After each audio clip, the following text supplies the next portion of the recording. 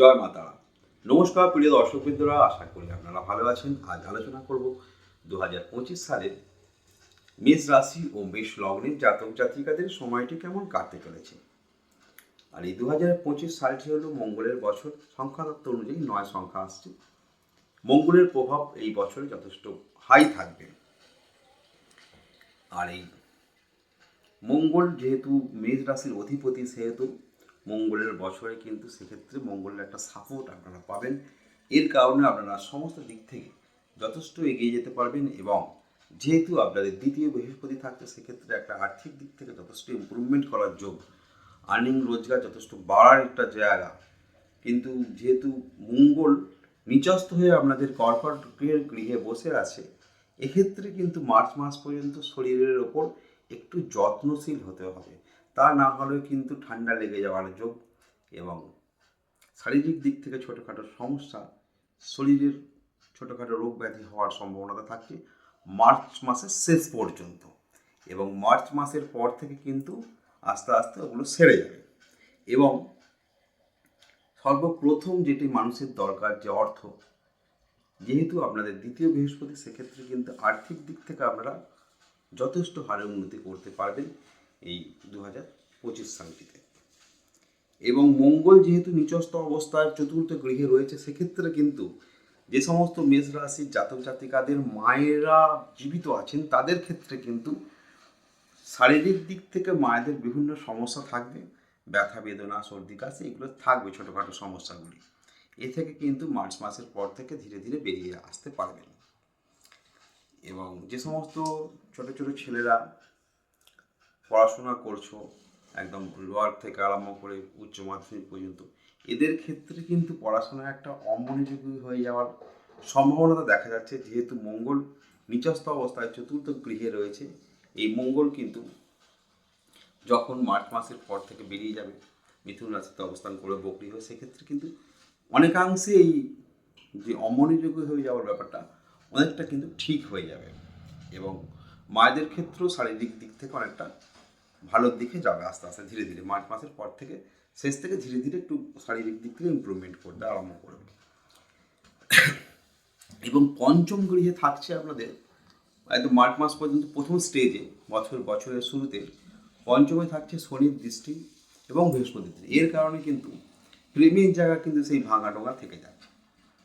2 দিন ভালো, তো 5 দিন মন্দ, নানান সমস্যার মধ্যে আপনাদেরকে এই প্রেমটাকে টিকিয়ে নিয়ে যেতে হবে, বা কারো ছেড়ে যাবে বা ঝামেলা অশান্তি থাকবে। অনেকের ক্ষেত্রে, যে সমস্ত মানুষের ক্ষেত্রে মঙ্গল নিচস্থ, তাদের ক্ষেত্রে এগুলো বেশি হবে। এরপর মার্চ মাসের পর থেকে কিন্তু প্রেমের যে সমস্যাটা, সেটা কিন্তু সেরে যাবে।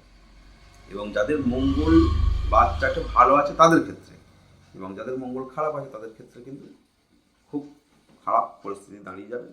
প্রেমে কিন্তু মাথা গরম হয়ে গিয়ে একটা জটিলতার সৃষ্টি হবে এবং প্রেম কেটে যাওয়ার সম্ভাবনা দেখা যাচ্ছে।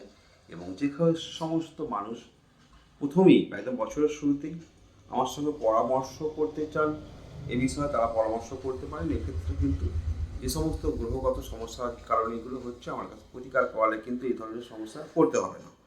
এবার আসছি আপনাদের পঞ্চম গৃহে, যে উচ্চশিক্ষার ক্ষেত্রে কিন্তু অমনোযোগ হয়ে যাওয়ার একটা ব্যাপার থাকছে।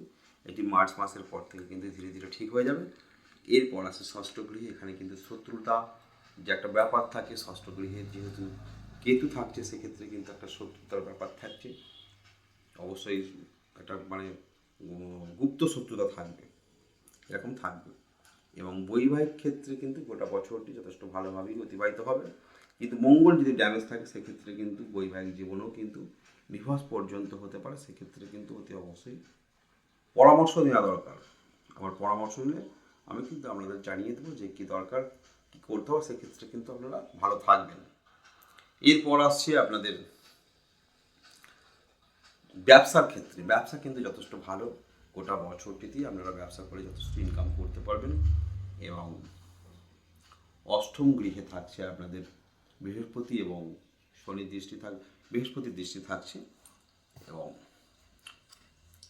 সেহেতু যে সমস্ত মানুষের দীর্ঘদিন ধরে কোনো মামলা মোকদ্দমা ছিল, সেক্ষেত্রে সে সমস্ত মামলা মোকদ্দমাগুলো আস্তে আস্তে মামলা মোকদ্দমা থেকে মুক্তি পাওয়ার একটা সম্ভাবনা দেখা যাচ্ছে। এর সঙ্গে আসছি নবম ভাব থেকে এখান থেকে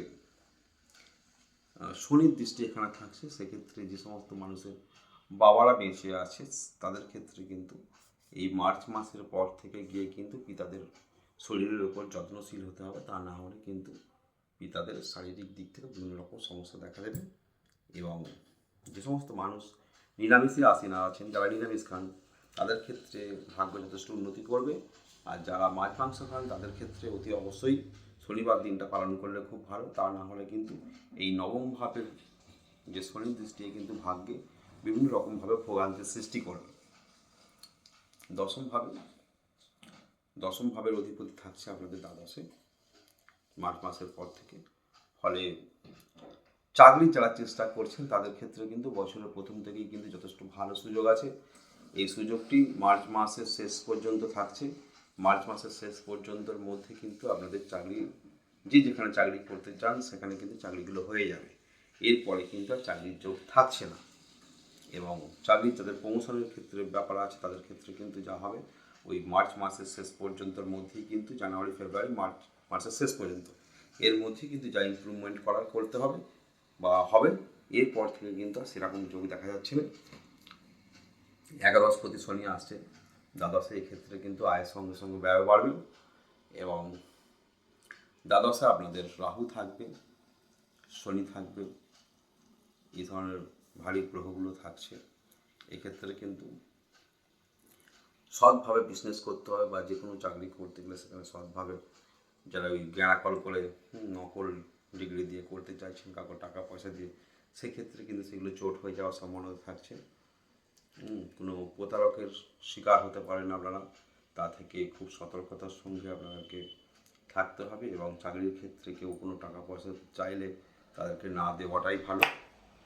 এবং বছরের শুরুতেই আপনারা জ্যোতিষের পরামর্শ নিন এবং চারটি দেখিয়ে যে সমস্ত মানুষের শনি বা মঙ্গল ড্যামেজিং আছে তাদের ক্ষেত্রে সেই সমস্ত গ্রহগুলোকে প্রতিকার করান।